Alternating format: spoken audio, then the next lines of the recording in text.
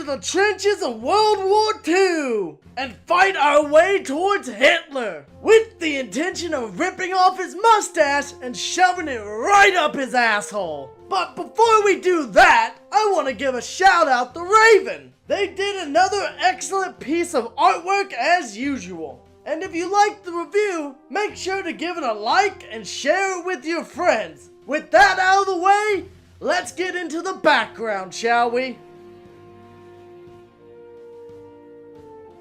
Developed by Treyarch, and their first stab at the Call of Duty license, they wanted to get it right and make a faithful retelling of the Big Red One's journey throughout World War II, starting all the way from Africa up until the very final leg of the European campaign. It places a heavy emphasis on historical accuracy and having had several veterans of the Big Red One as part of the team for fact-checking and making sure the story was plausible. COD 2 Big Red One is a World War II first-person shooter. Now let's jump into the story.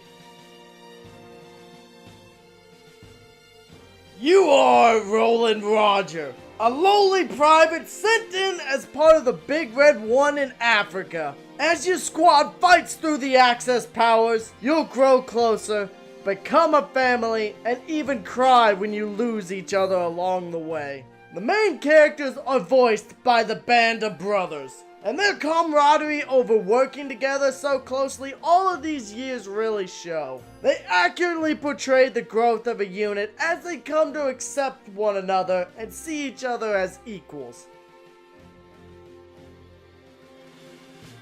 A first-person shooter released around the mid-2000s, and it shows. Gameplay can be a bit slow and stiff, especially at default settings. Be sure to increase the horizontal and vertical sensitivity if you want it to move anything like a modern shooter. Otherwise, it's a pretty solid and fun experience. Probably one of the most accurate portrayals of the World War II setting in a video game. In each battle, there is a lot of shit going on, and your squad is not alone. There's almost always other squads either directly around you or in the near vicinity fighting alongside you in your campaign against the Axis. There's also a large variety in the gameplay. You're never just endlessly shooting things. There's turret sections, sniper sections, tank sections. One point you're in a bomber shooting down enemy aces and then dropping bombs on Axis supply lines. Point is, there's always some variety to the gameplay that isn't the same shit over and over again.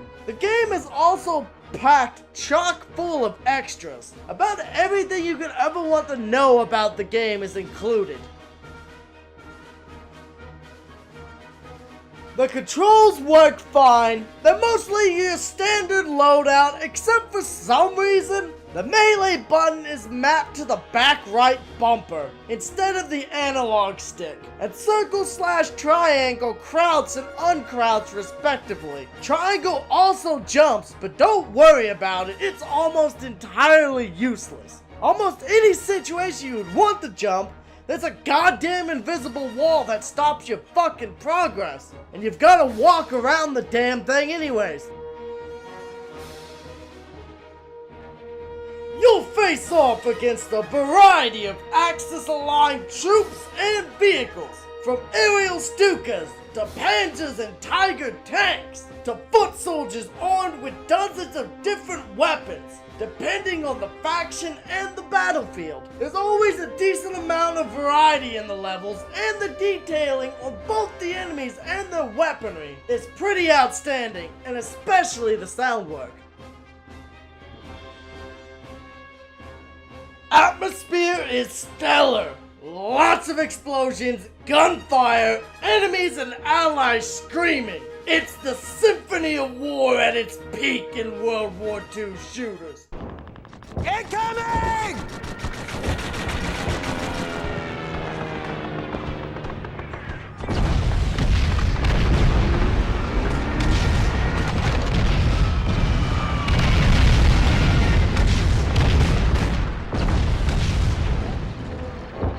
You've got bombers and aces doing strafe runs over your position. while a Kraut machine gun nest is desperately trying to shred your squad from existence, only for your friendly tanks to roll in and blast them to pieces.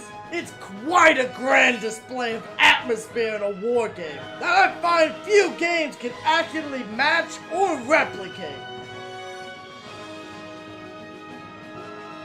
The sounds are pretty good and accurate. Treyarch went to a shooting range with all the antique guns and shot them to capture their realistic sounds on microphone. This results in the guns sounding how they are supposed to in real life, and a good attention to detail on the vehicles as well. Swooping straight fronts of planes and the rumble of tanks, plus a pretty pleasant soundtrack helps add to that atmosphere and enhance the story moments. Built on the Treyarch engine, which is already an aging engine, it's pretty impressive what they managed to push out of it. And usually the game runs pretty well. Character models are detailed and weapons and vehicles look pretty detailed and accurate to their real life models. The only time I noticed any issue is during especially large battles with a lot of action going on. I'm talking dozens of people firing on each side, artillery flying, tanks and planes causing chaos. I have noticed some slight slowdown, but once you kill off a couple guys, it'll pick back up to full speed. Otherwise, it's an impressive rendition of World War II with excellent attention to detail.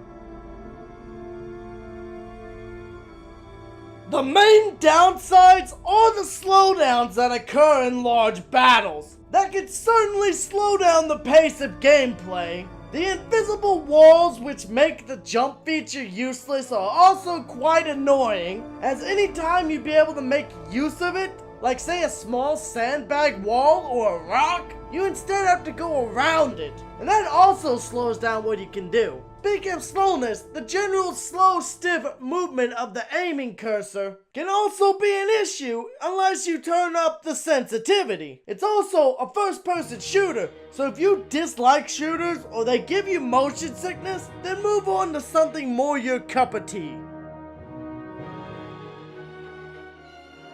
Call of Duty 2 Big Red 1 is the last classic Call of Duty before the shift to the next generation. One of the best COD stories that is grounded in reality, and it tells a faithful, realistic depiction of a squad's journey from bright-eyed rookies to seasoned, war-torn veterans of combat who have fought from Africa all the way to Hitler's doorstep. I'd say it's one of COD's best stories and an excellent first full game for Treyarch, as this was their first time running the entire show. They did do some of the DLC for Call of Duty 2. I'd recommend Big Red 1 just for the story and characters alone, not to mention the sheer variety in the gameplay. So check it out if that's what you're interested in. Before I go, I'd like to give one last shout out to Raven for the excellent artwork, and if you liked it, be sure to support the content.